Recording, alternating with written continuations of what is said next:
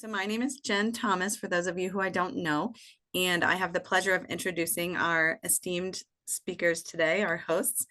So Claire Riley, RN and MS.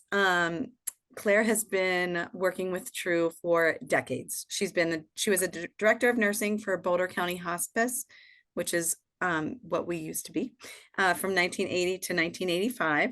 She's been part of the ethics committee, the True Ethics Committee, since 2005. That has to be a record for the longest holding ethics position. She trained as a mediator in 1991 and provided mediation for patients and staff at BCH, Boulder Community Health, from 1992 through present day. She has taught communication skills since 1992, so I cannot think of a more qualified person to be giving this presentation today. Porter Storey, MD, has been a hospice and palliative medicine physician for over 30 years, and also a member of the ethics committee for a long time and a current member of our board of directors. Claire and Porter, thank you for taking time out of your busy schedules to be here today and for all the work you put into preparing this presentation. Claire, I believe you're going to get into this, but I will also echo, it would be much preferred for everyone to turn your cameras on.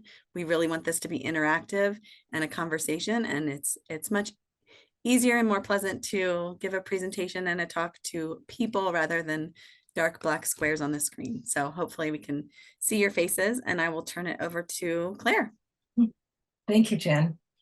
Well, Porter and I are very pleased to be with you all this morning and represent the True Ethics Committee Educational Division in presenting this conflict, using effective communication skills for better healthcare outcomes. So I will give you my preference. I like to do communication in person, face-to-face, eyeball to eyeball. And especially when I'm teaching communication skills, I really like it in person. But here we are, and we'll make this work. Okay.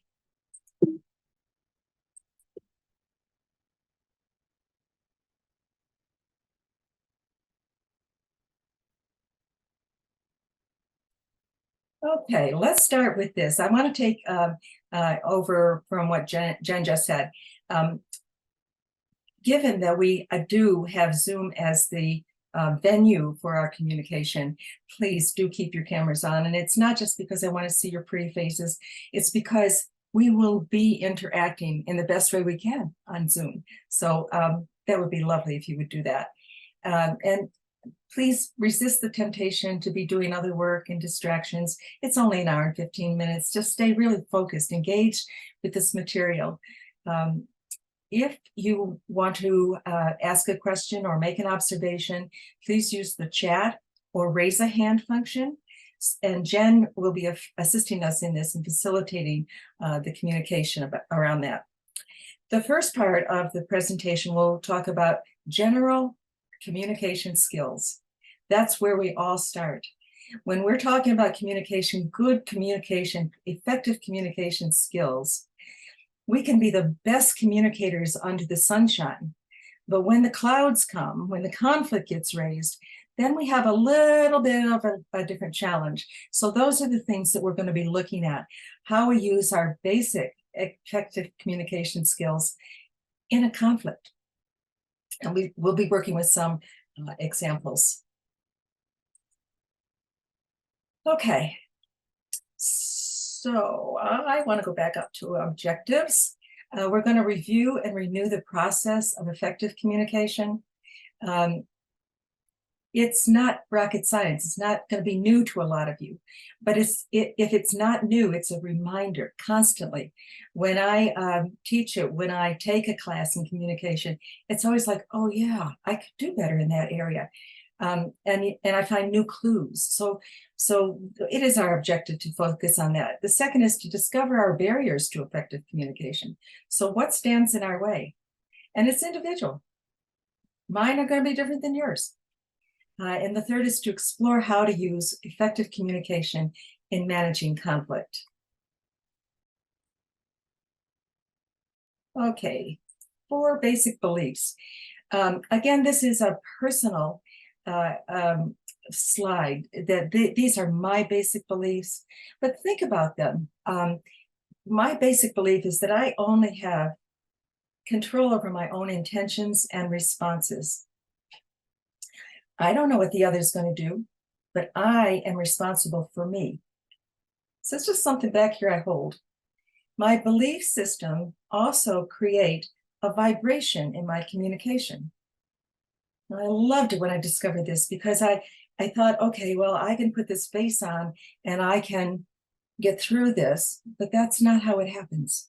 The vibration that's coming from my self in part of what I'm conversing affects what's going to happen.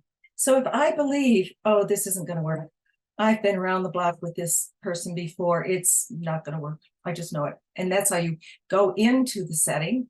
It's probably not going to work. But if you give yourself that space to say, I believe it could work, then it probably will, or it'll have a better chance than if you go in with an attitude of this isn't going to work. I also like to remember and practice that I don't know where the other is coming from. Okay, wherever I am. So when we're talking about, most of what we're going to be talking about today is our professional relationships.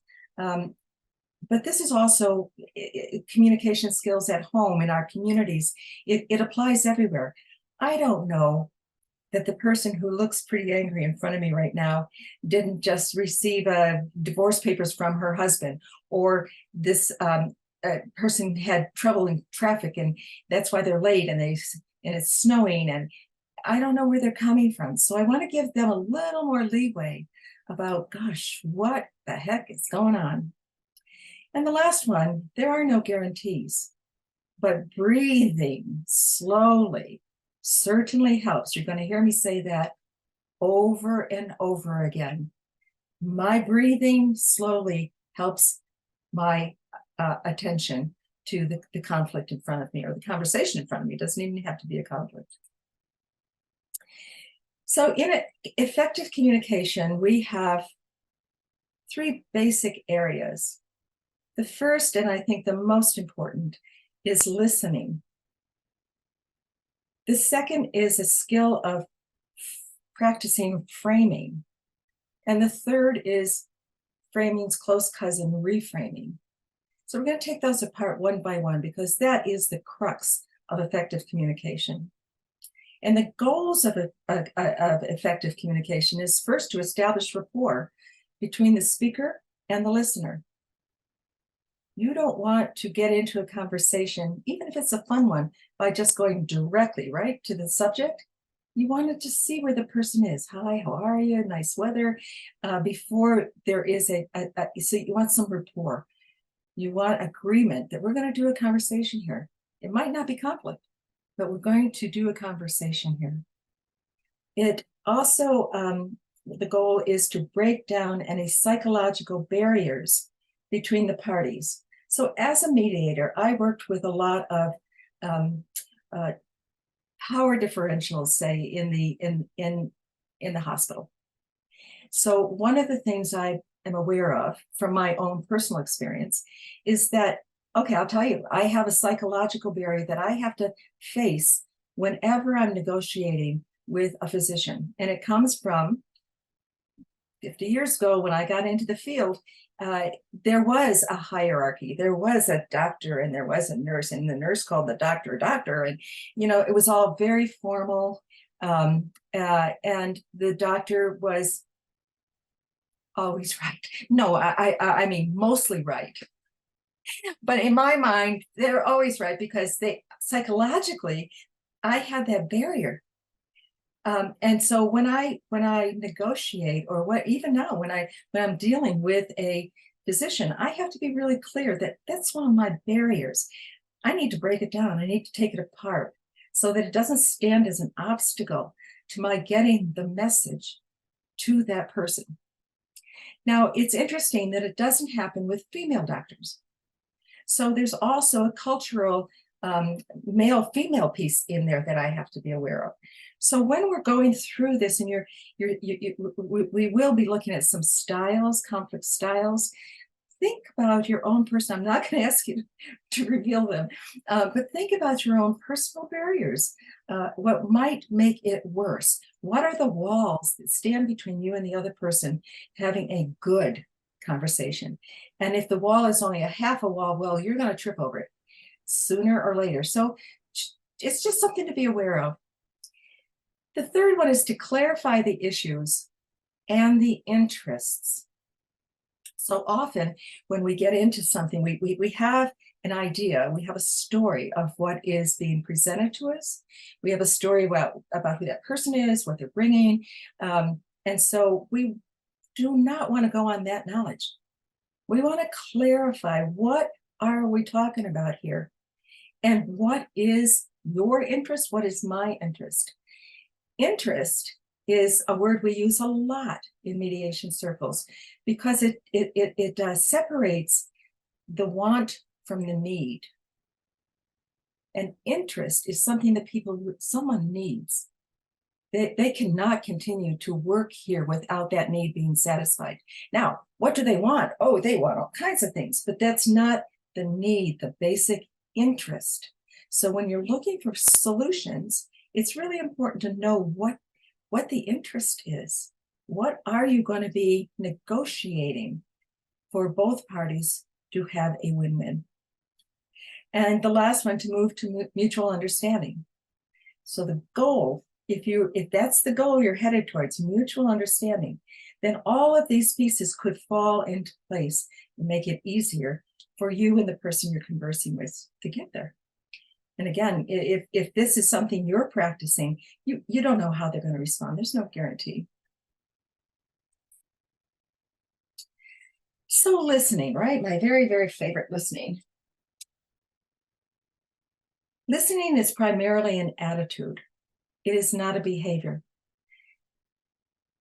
Really, most people can be taught to look like they're listening, but they may not have that attitude. And what does that mean? An attitude that they want to listen. Well, first it is, I have to care about what the person is trying to tell me. So you're asking yourself that question, do I really care what she's talking about? And you answer whatever way you can. I mean, sometimes you don't, and you don't want to continue with the conversation. That's a choice. But if you want to have a good, crucial conversation with someone about something that's affecting you and your relationship with this person, you have to be really clear about you care about it. And the second is, I can't assume I already know what the speaker is going to say. That is it, particularly with people who work together closely. So we're talking about your professional teams, we're talking about your neighbors, we're talking about your family. So you know what they're already going to say. And this is a practice I had to really work on with my husband. He had a way of speaking that was very deliberate, precise. And I could see him reaching for the word. And I would, oh my God. In my heart, I would go, and then I would offer him the word. Okay, that is disrespectful because I don't know where he was really going. And I didn't know if that was the word that he really wanted to express. I knew that I had to move on. It's just a lesson I learned in how to listen better. The next one is, I need to live with the problem for a while before moving to solution or response. I think all of us, even a mediator who loves conflict like myself, we don't want to heat up. And so a solution comes on the table and we grab it, we say, that's it, we got a solution, done. So what good listening skills asks us to do is to sit there for a while, minutes, hours, days, but sit with it until it percolates. Yeah, it's going to get hot. It's going to be uncomfortable. But it may be that the first solution is not the best solution. And you won't know that if you take it and don't sort of think about it. The next one is that I commit the time and the energy to stay focused on listening while I'm in a crucial conversation. Now, not every conversation you're going to have is going to be crucial. You'll have to make that decision and prioritize when it is a crucial conversation. You need to commit the time and the energy. So if at this moment someone's knocking on your door and you've got 2 minutes to finish your report, it may not be the time, it may not be the right place for your energy to go. And so that you determine, and you can say that out loud. You know, I understand you really need to talk to me. I can't right now. I want to give you the time and my full attention. I can't right now. And the next step is, how about 3 o'clock this afternoon? Will that work for you? Or let's find a time that works so that you're not leaving it open-ended. And that it might happen sometime. So you've got a commitment if it is a crucial conversation. The last one I think is probably goes without saying with people who are dedicated to the work at hospice, at true community care, and that has to do with heartful communication. So a lot of what we do, we're thinking. Right, we're up here in our heads, and we are thinking, we're deciding things. But this asks us to be aware of our heartful communication, and so we're always looking for how my heart can be open, depending on timing, humility, truth, and surrender.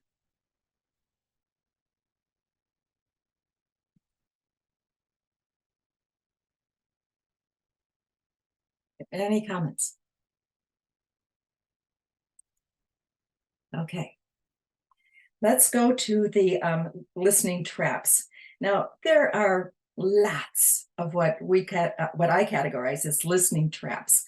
Some of them we've just mentioned, but listening traps really are those things that we normally every day do to stay out of the heat of a situation that we want to avoid or that we don't have time for.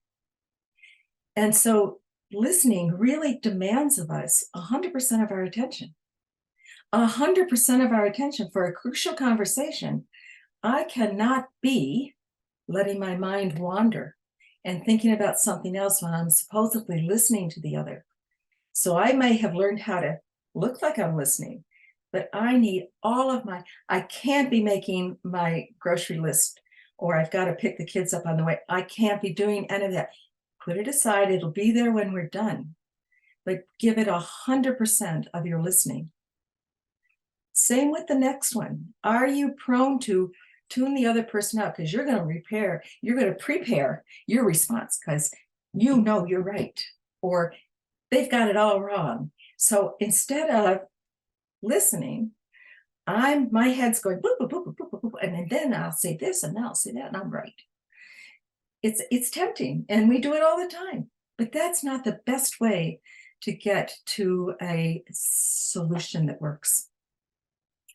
And the last one I chose off the list, like I said, there are many. Are you so often wrapped up in your own feelings that it's impossible to let go of your own thoughts and really listen to the other? So when you're doing your response, you're in your head. When you're wrapped up here in your feelings, I'm hurt, I'm frustrated, all of those things feel so vulnerable, make us so vulnerable that we might miss what's right here in front of us, the opportunity to make things different. Just not a guarantee. But those are things that I would ask you to also think about. It's the same as barriers. How do you discover what your barriers are? How do you lose your track about listening? What are those for you? We used to do this exercise in the class, and I would have people circle their favorites. And the last one, I hoped everybody circled, and that was, Are you human?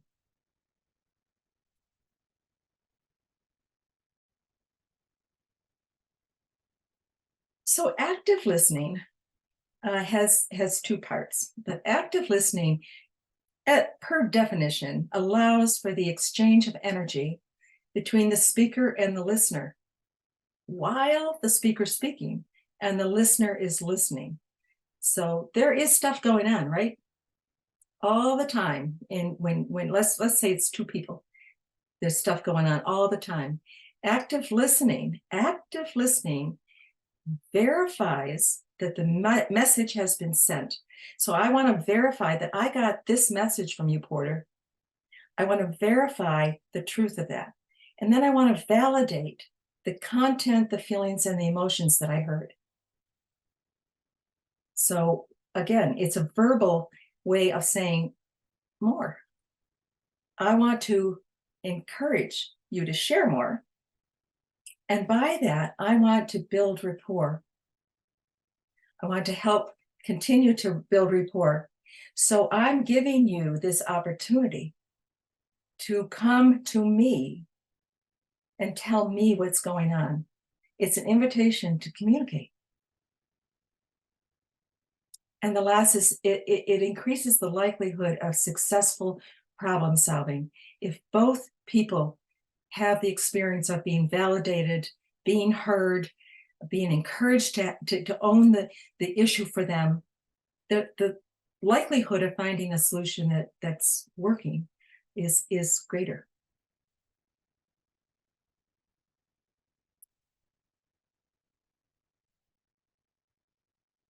So in active listening, under the category of active listening, there are two sections. One is verbal and one is nonverbal.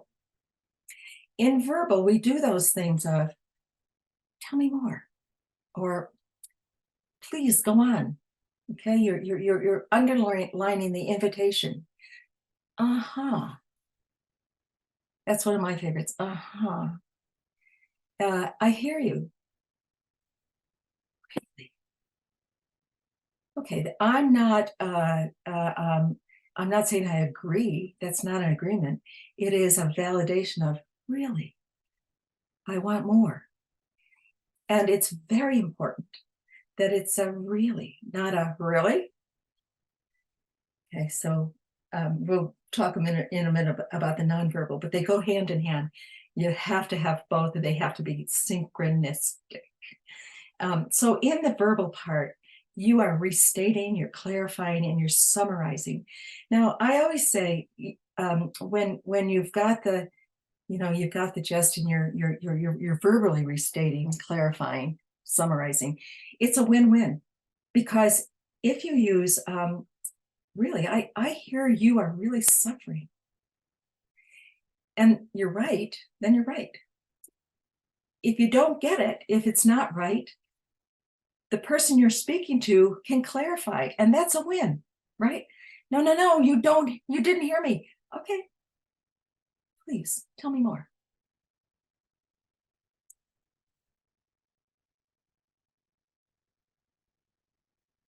And then there's the nonverbal.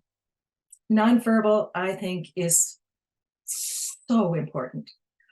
The nonverbal, as I said, has to be hand in hand with the verbal.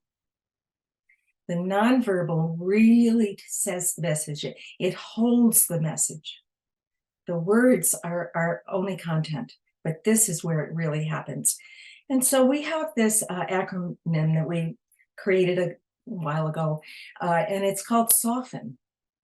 And I really like it because it's what we're asking ourselves to do, is soften. So the S of soften is a smile. It's a smile on your face. It's a pleasant face. It's not a, that does not give the message of smiling face. It's so your face is not crinched up in looking. Those are messages. But if you're in a crucial conversation, you want to be clear that you're going to have a smile on your face. The second is open posture. And again, I don't think this is terribly new, but how about people that do this? Yeah, yeah, yeah, tell me more, yeah. Okay, this is not the posture that gives the message of, tell me more. Tell me more. And again, I'm going to use the heart. You open your heart this way, and you are in front of the person, inviting them to participate with you. The third is to face the person. This kind of interaction, and it goes with the eye contact, is so, so important in communication. And I think over the years that we've been on Zoom, we've learned how to read each other a little better than we did at first. Still not the same as in person, but facing the person and good eye contact means I'm not hiding anything here. I'm really wanting to continue this conversation. The territory piece has to do with understanding that we all culturally probably dictated have a comfort territory, what we're comfortable with. So when I was working at the hospital, I would work with, I'd go to the bedside and I would always check, because I'm comfortable here, but if the patient in the bed is making moves to that it's not comfortable, then I move back. It's not a conversation, it's just something I'm aware of. I also often mediated or worked with, advocated for patients in the psychiatric ward. Now, this is an overgeneralization, but they are very specific about what they're comfortable with. Some like to be right here. And that's a little uncomfortable for me, but some like to be way back in the corner. That's their comfort zone. It's dictated by who they are at that given moment. So to understand that, then I don't think that they're not interested in this conversation because they're way back here in the corner. Then I understand that's where they're comfortable. And it helps me to soften around that. And the last is nodding affirmatively. So I even do this on the phone, right? Heads nodding. Oh, and by the way, on the phone, I think something goes over the cybernet, and they know you're shaking your head yes, and they also know if you're rolling your eyeballs. So those are just clues that to be real clear that you're in sync with your message, whether you're being watched or not. And while all of this is, my physical nonverbal, I also want to practice suspending my judgment. Again, I know my colleague. I know what she's going to say. I know what she's going to do. I know who she is. Suspend all of that while I'm inviting and hopefully receiving the invitation to participate in a crucial conversation.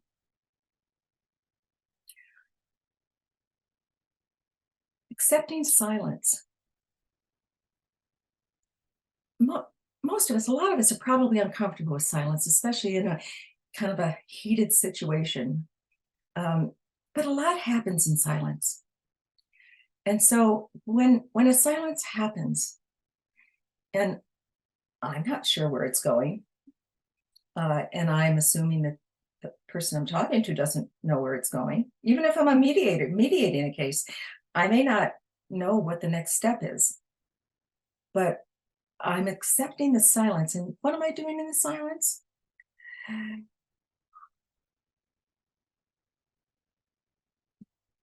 Breathing. That's a bit of an exaggeration, but breathe. And be okay with it. And that'll make the other party okay with it. And the last one is to avoid interrupting. So if someone is on a roll describing to you and you're listening, avoid as best you can interrupting. Now, sometimes many people, myself included, can get involved in the loop. You know, I'm telling the story over and over again. Someone's telling me the story again because they don't feel heard, or they're not sure you got the message and they want you to have the message. So instead of interrupting, I might say, "Ah, Joe, I think I got it. Let me try it. Do I have it?" And then I repeat what it is I just heard and felt from the party. And normally that stops the loop, because then they've been heard and you've said it. They've heard you, you heard them. You may have to do it more than once because that's how we are as people. Again, remember, we check the box. Are you human?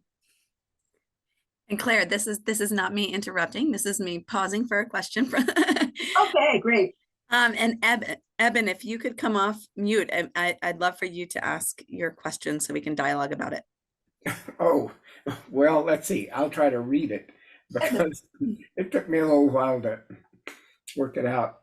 So Claire spoke of psychological barriers of the listener relative to the other participant, and also of feelings that get stirred up, sometimes inappropriate. The listener can recognize and attempt to set aside or let these things go. But what if they're very stubborn problems to listening? To what extent should they be revealed to the other participant? I mean, do you say, "Look, I have to tell you, it's hard for me to listen to you because you're a doctor"? I mean, and there might be other things that might be more disruptive to the interchange to reveal, obviously. See, I think that's okay, Evan. I think saying, you know, I find I am having a problem continuing this conversation because I'm having a hard time because you're a doctor. I think that's okay. But the other thing you can do is recognize that and not let it be a barrier. So how do you, okay, it's a practice. How do you take that and put it on the periphery of your experience? Because right now you've committed to this crucial conversation. And if you can't continue in the role of being a good listener, I would say, you say, you know, this isn't the right time. This isn't the right place. I just can't continue. I'm sorry. And you decide whether you want to set a date for another time when you've had a chance to collect yourself and think about other options. I don't know. What do you think?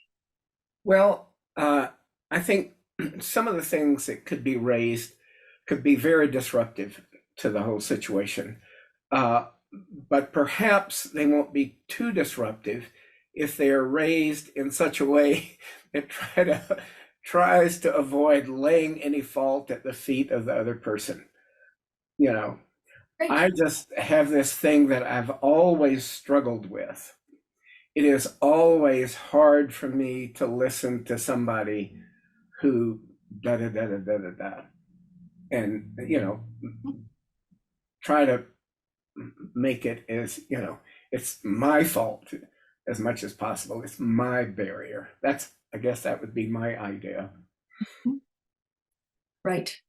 Yes, you're aware of it and you name it.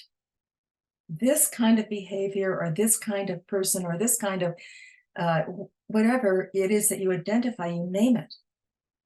And then your practice is, if I want to continue to find a good solution here between us, can I put that aside? And if you can't, what would you suggest to do? Well, I think like you suggested, make that confession and say, I think maybe I can come back to this another time after I have had some time to mull this over and maybe get some more rest than I've had lately. Or you could say, I have to say that perhaps I'm not the best fit to be the person doing this work with you. And there are probably other people that would be a much better fit. Evan, I couldn't agree more. What I hear is truth and humility. That is so wonderful. Those are beautiful values to bring to something that isn't going anywhere. You can't get it moving, I think. Thank you. Any other suggestions from the group?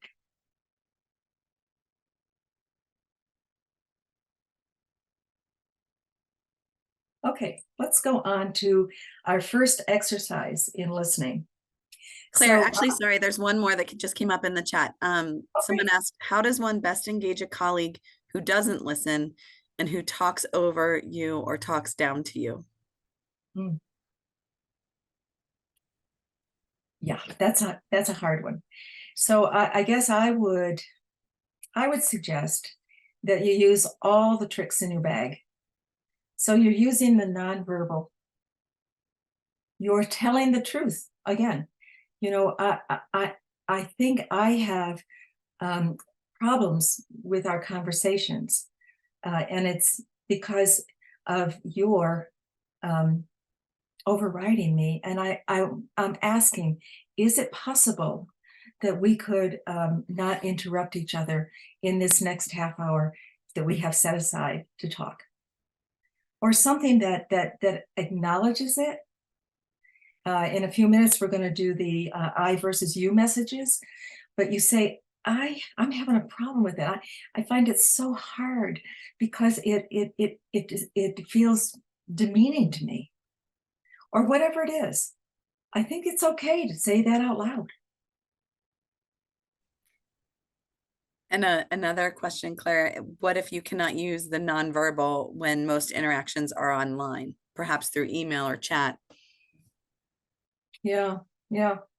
See, I'm old-fashioned. I really like, if it's going to be an important conversation, you do it in person. If it's something that if it's a message that makes sense to send out to 60 people online, you do the same practice. You avoid judgment. You avoid making statements that will be taken as demeaning. You choose neutral words. You try to turn things positive so the person can grasp what you're asking or what you're saying, even though your body isn't there, your words aren't there. Yeah, that's huge. Thanks for asking that question. I don't know if any others have suggestions about that, because you all are much more practiced in the Zoom etiquette than I am, but I think the rules are somewhat the same. I think another tip, at least that I try to hold myself to, is if I find that it's all on email or chat, and because there's not as much room to kind of to practice these suggestions, I pick up the phone, you know, even if it's out of state and you can't get together in person and you can't have the message in person. How do you make it just a little bit more personal, which is maybe by phone? Right. And an invitation perhaps to meet at a time that it's, because some you really need to do that, right? Yeah.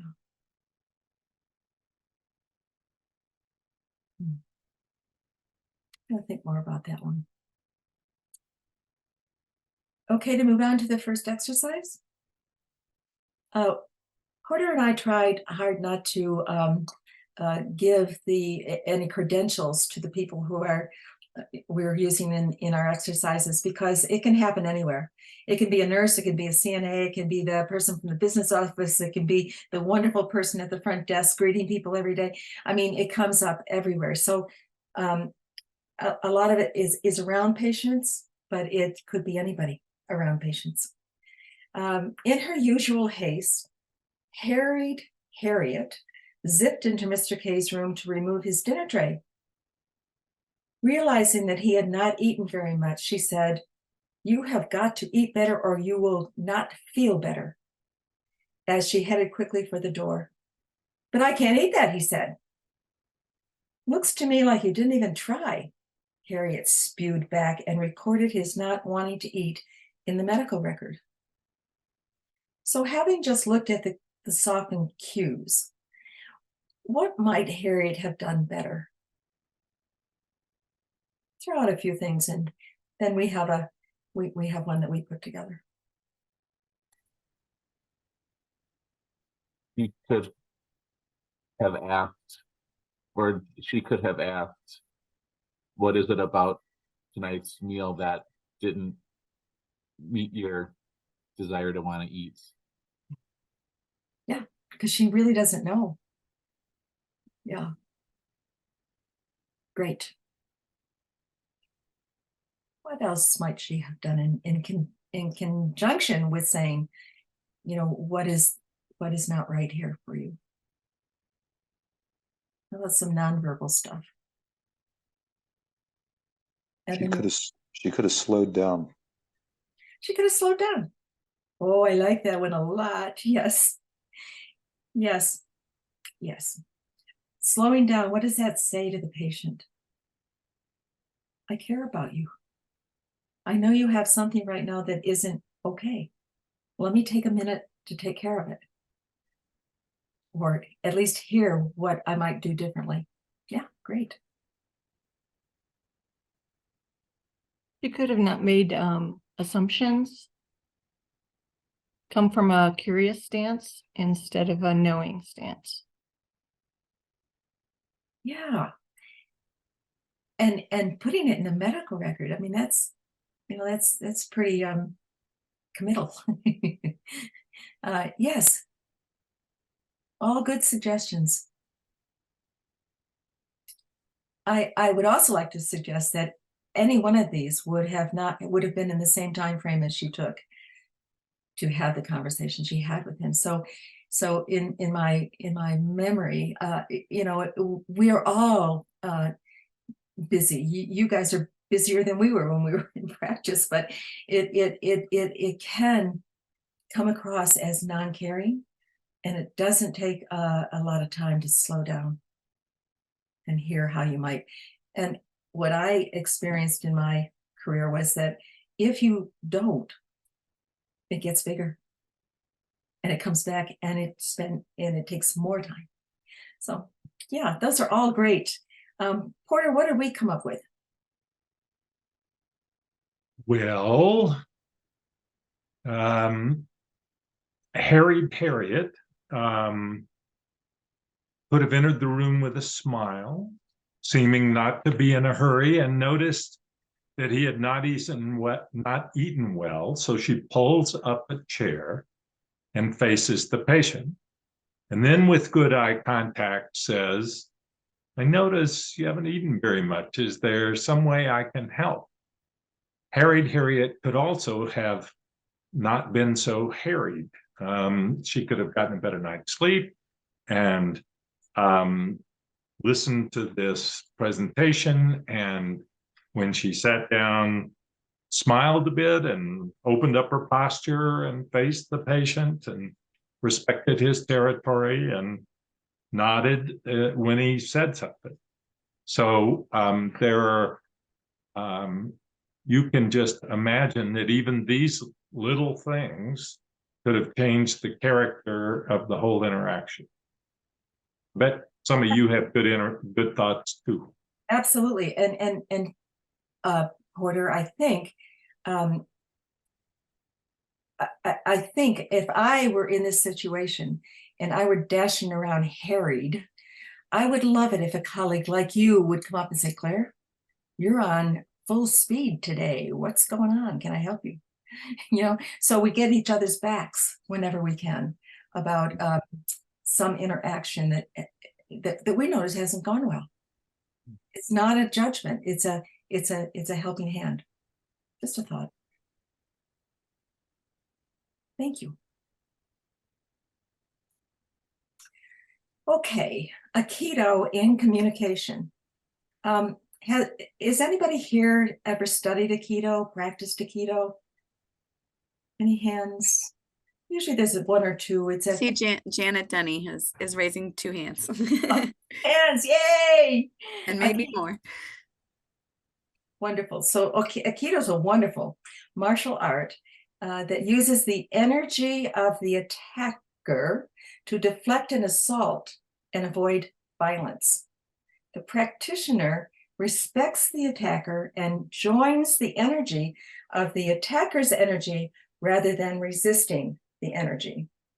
This comes from a man named Tom Crum. Maybe the practitioners in the group know of his work. He wrote The Magic of Conflict, and he was a priest of sorts. And he had these wonderful black, long, silky gowns, and a sash of many colors. And he would get up and show and demonstrate how the attack is coming at you, and you physically step aside, and then you grab the man or the woman by the nape of the neck, throw them on the ground, and put your foot on their chest, and you have avoided being assaulted. Now, I am not thinking that anybody here should do that, but the idea is the same. In communications, we can do the same principle. So we see it coming at us. We can feel it. It's got energy, it's got anger, it's got words, it's got in our minds. We can step aside, let it go by. You don't even have to turn your face. Your mind goes here, energy goes by, you get back into the conversation as if it didn't happen. So the best way I can describe this, again, is a personal experience. And of course, it happened right after I took this one-day class with Tom Crum. So I am not an expert, but I really like the whole concept. Oopsie, did I lose you? Oh, there you are. I like the whole concept of it, and I've used it many, many times. But the first time I used it was on the telephone. See how long ago it was? I'm on the telephone talking to my former husband, who lives 1,000 miles away, and we're having a crucial conversation about our teenage daughter. And I hear it. I can feel it coming at me. All those things that we never resolved in our marriage were coming right at me. So I thought, well, I have nothing to lose. So I did this. I took the phone, again, and this is the phone, and put it to the side and let him go on and on and on and on, I guess, I don't know. And after a good amount of time, I got back on. Now, to this day, I don't know what he said. I didn't ask, but I was not affected by it. I got myself, my emotional self, out of the way so that I could continue what I thought was a crucial conversation. So it's just and I've used it many, many times since. When I taught this at the hospital, staff used to get, really have a good play on it. They used to go, oh, let that one go by. Let that one go by. But it's not as dramatic as that. It's really very simply not letting your emotional body get in the way of this conversation. Any thoughts on that? How about the practitioners in the group? You see any parallels to it? Okay, it's just a skill. David Delaney, I saw you unmute for a second. I think there was a great chance to talk about the breath again in those situations. Oh. Take a nice deep breath, because I think when the emotions start to rise, when somebody's yelling at you or things, it's hard not to respond to that. I think if you can take a few deep breaths before that, it really can help reduce just that blood flow, your oxygen, everything else that's just raised at that time to help you calm down and then answer in a better way. Exactly. That's beautiful. Thank you. Okay, as promised, here is the I versus you messages. This too is an old technique that was developed by a gentleman who, and it was based on raising teenagers. And so the I messages focus on the problem, not on the person. it focuses on how the speaker thinks and how they are affected by the other's behavior. And it may prevent not hearing or defensive responses. So think about it. Think about this example. My colleague comes to work to relieve me. I'm on the night shift and she's on the day shift, and she's supposed to be there at 7. Sometimes she gets there at 7:30, sometimes 7:45. This has been going on for a while, and I'm really, really upset about it. So I decide that I got kids at home that got to go to school. I'm tired, but I can stay this one day and I need to talk to her. Okay, so I have a decision. You always come late. Do you know what happens? I get it. I'm exhausted. I need to go home. My kids are going to be mad. They're going to be late for school. Versus, I'm having a real problem. It's affecting me greatly. I need to get out of here by 7:15. I need to be home for my kids. They need to go to school on time. How can we resolve this? Okay, you open the door. You open the door to problem solving, but you're taking the responsibility for the problem, because she may not even know. I mean, probably she knows, but she may not be cognizant that it's a real issue for you. But if I go at her with you, the ears close. If I'm saying I, chances are she'll be more interested in what I have to say. So like I said, this was developed by a gentleman who was doing some parenting classes and books. And he tried to convince the group that, yeah, when you walk in your living room and there's shoes on the coffee table, you say, I have a problem with shoes on the coffee table now. But actually, you could do it in a softened way and probably get the same message across. Okay, let's move on to framing. This is the second umbrella under effective communication. Framing is the stating of an issue or a problem in a clear and direct way that invites a receptive and constructive response. Framing helps define the issue without stating a position, and framing can turn negatives into positives. So this takes a good bit of practice, but there is a whole vocabulary that has been established of what we call neutral words. So I want to have the focus in my framing to use positive neutral words. And often I get feedback about, oh, you always know the right thing to say, the right word. I wasn't born this way. This takes practice.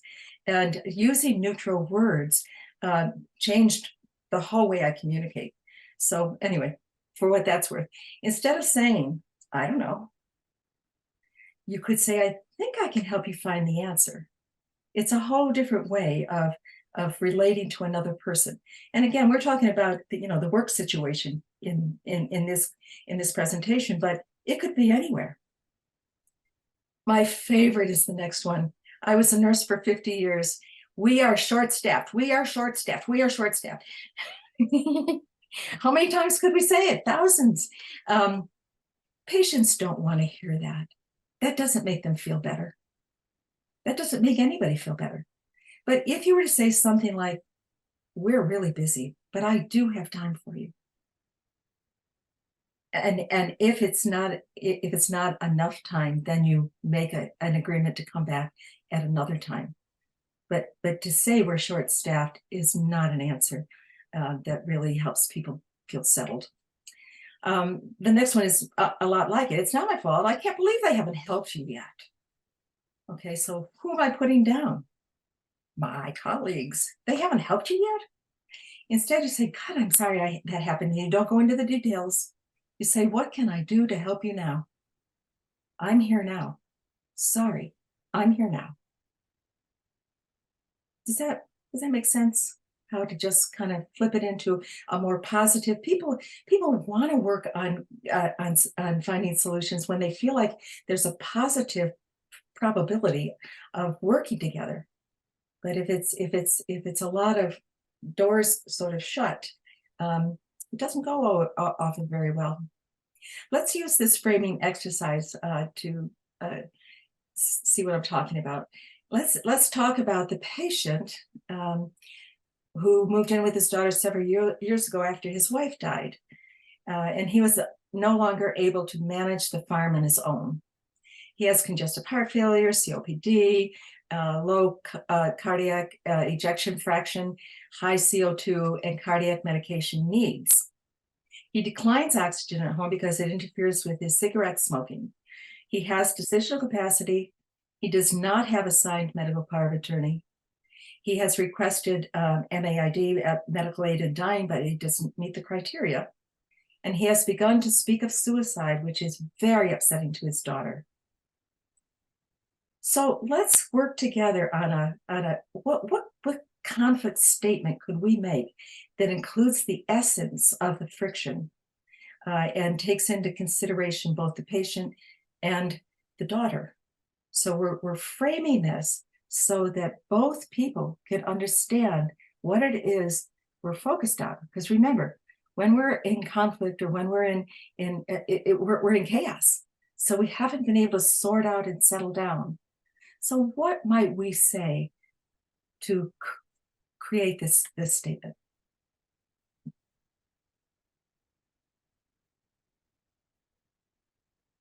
I'm concerned for you. If it was the daughter to the parent. So showing concern, because that's really what it is. It's not just fear, it's concern. Mm-hmm. And so you might have a discussion around the concerned part of their relationship.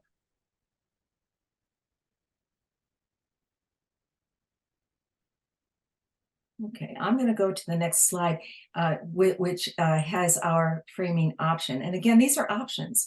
There are lots of ways to respond to these things, but we thought if we put in a couple of things, it might be a better description of what could happen here. So the conflict statement could be, how can the staff support patient autonomy, right? This patient has a right to do what he's doing, while effectively providing comfort care, but within the legal boundaries, because it's already been determined that medical aid in dying is not an option for him. And then to support the daughter in fear of his suiciding. And I like what you just said, to support the daughter in her concerns about his suiciding. That is a much more positive term. I like that. So if you think about it, so it's not one against the other, you're not taking sides, you're not even looking right now at what will be the right thing to do right now, but you're looking at how can this daughter and father have a discussion about the things that concern them.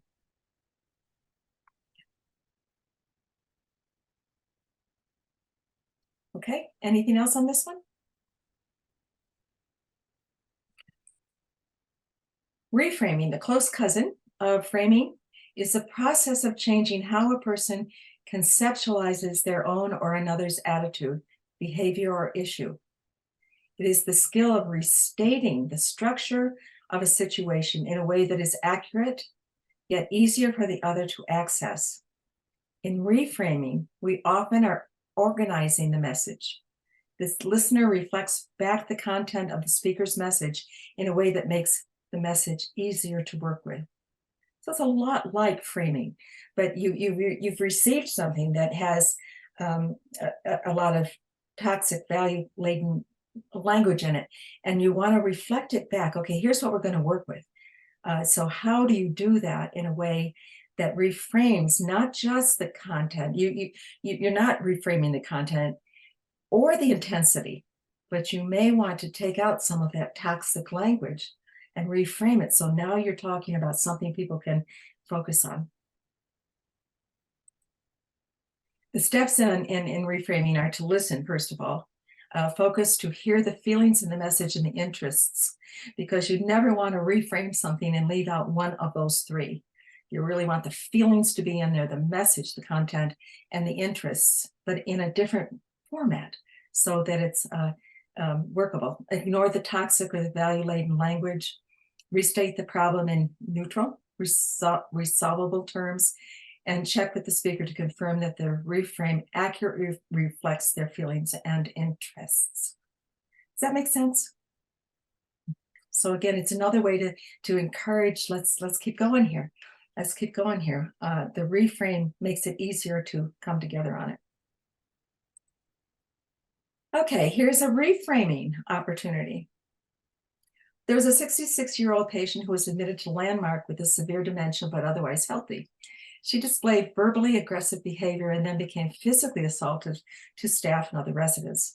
A pharmacological intervention was attempted, but the family found her to be zombie-like and demanded that the medication be stopped. They told the nurse, "You have to find something better to do for her. Do you have enough staff to handle this many old people?" Okay. How might you reframe that?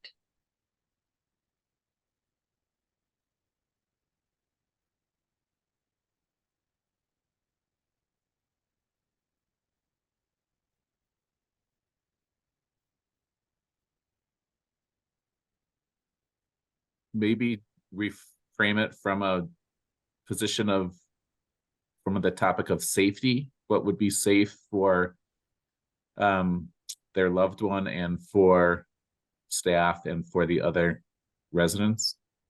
Lovely, right? Yes, so you pick up the safety thing. How do we do what you're asking us and provide for the safety of the other residents? So you're reframing it so that they can see it from a different perspective, right?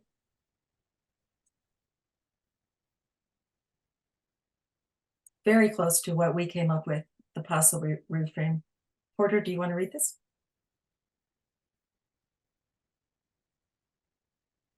Find a private place to sit down and talk with the family. Express compassion for the difficulty of seeing that the patient's so different from what she had been. I understand you'd like to see something better for her. Help me understand what that might look like.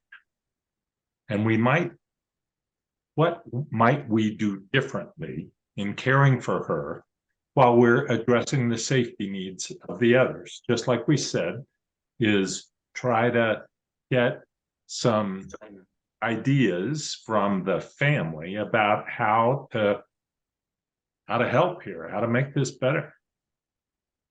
And it is all about safety. Yeah. That's great. Thank you all for that. So the goal of framing and reframing is to change from positions to interests. Remember, we talked about interests are what's needed, not what's wanted. So often when people come in a conflictual situation, they're in position. They are sure this is the right position to be in. And so instead of taking that on that way, we listen to see what are the interests. Where's the light bulb going to go on where there's something that can work together? And understanding what someone wants rather than what someone needs. We're going to hold on the Oberle fruit story for a minute. I want to do this slide on conflict styles first. There's no right or wrong here. There's no judgment, but all of us have a particular style that we ascribe to around conflict. And like I said, I'm usually the only one in the room that says, I like it, bring it on. But I only say that when it's not mine. Because as a mediator, I got to deal with a lot of conflict, but it wasn't mine. It's much harder when I'm the party. So I try to be aware of avoidance. People sometimes will do anything they can to avoid the conflicting issues. They may feel like they have to accommodate. This is the only way I'm going to get through this is to accommodate. I'm going to self give up mine for you can win. But that's not really settlement. A lot of people think that when you negotiate, it's got to be a compromise, right? Straight down the middle. It doesn't. Because if you collaborate, which is the next one, you may often understand that it's not a compromise. It's not somebody wins or somebody loses, or it can be a true win-win. And then, of course, there's the competing person who brings competition to everything that they do. So I'd like to briefly talk about the oogly fruit. And if we were together today, we would do this as an active exercise. But I'm going to tell you this story just to make a statement about how to think about conflict. And oogly fruits, so let's say you're getting on a plane. So some of you will want to be the personality of one person. One person is a male researcher, and then there's a female doctor pediatrician. They're getting on a plane together, and they happen to sit next to each other. They're taking a long flight across the country. They're going over to a small island in the South Pacific because they have a mission to go to. And so it's a long flight. And so they start chatting. Yeah, who are you? What are you doing? And the researcher says, oh, I'm so excited. I'm going to this wonderful island. It's called Wonderful Island. And they grow a fruit there. It's called oogly fruit. And it's sort of a large combination of grapefruit and orange, but it's only grown on this one island in the whole world. And this year they have a 3,000 oogly fruit harvest. And I'm going to be there for it because I'm working on a cure for breast cancer. And we're so close. We need to have this rind of the oogly fruit in order for me to get the medication ready for a clinical trial. And the female doctor says, oh, well, I'm going to Wonderful Island because I need 3,000 oogly fruit. And I heard they had a great harvest this year, and they promised me the oogly fruit if I came down. And I am working with the malnutrition of the children and all of these islands. And this 3,000 oogly fruit can be squeezed into something that they take as a juice, and they can be nourished for the whole winter. Okay, some thoughts. If you're the nurse, or I mean the doctor or the researcher, what might you be thinking or wanting to do?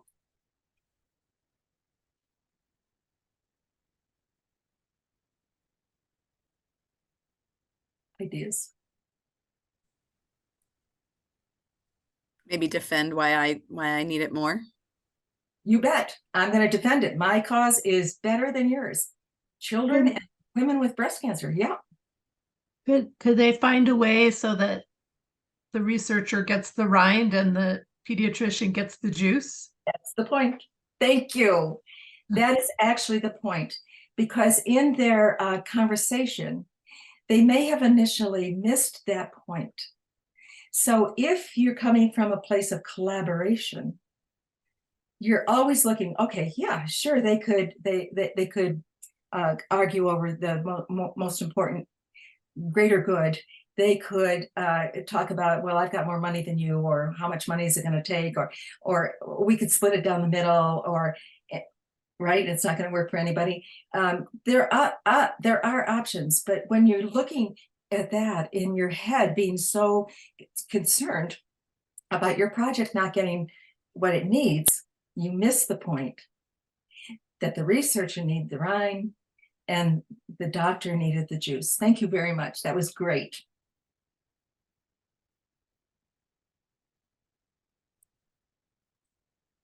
So the attitudes of interest-based problem negotiation is just what we've just seen. It's the collaborative mind. It's the idea that you believe the pie is not limited. There are options. And as I said earlier, if you get an option and you say, there it is, we're done, it may not be the best option. And so you sit in the heat of not knowing until an option appears that go, oh, and you can create a list of options and help people think outside the box. And you get some crazy stuff. But ultimately, you evaluate what's on that list and find the very best solution. The goal is to find a win-win. You know, it happens more often than you can imagine through a process that you don't have to give up what you need. The doctor did not have to give up on nourishing her children. It was a true win-win. All of the needs of everyone at the table or involved in the conflict are addressed, and the parties are collaborative, and relationships are important. So I bring this up because we all work together. You know, you all work next to each other. You go home and you live in a house with a family and a community okay, so relationships are important. Having a win-win is so much easier to live with for all concerned than having a win-lose. And you want the dignity and self-esteem of the other to be preserved.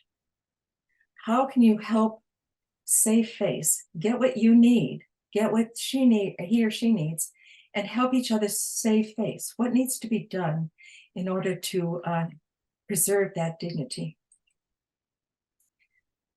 Okay, so I'm going to ask for any last questions or answer questions or concerns, offerings before I go to the summary.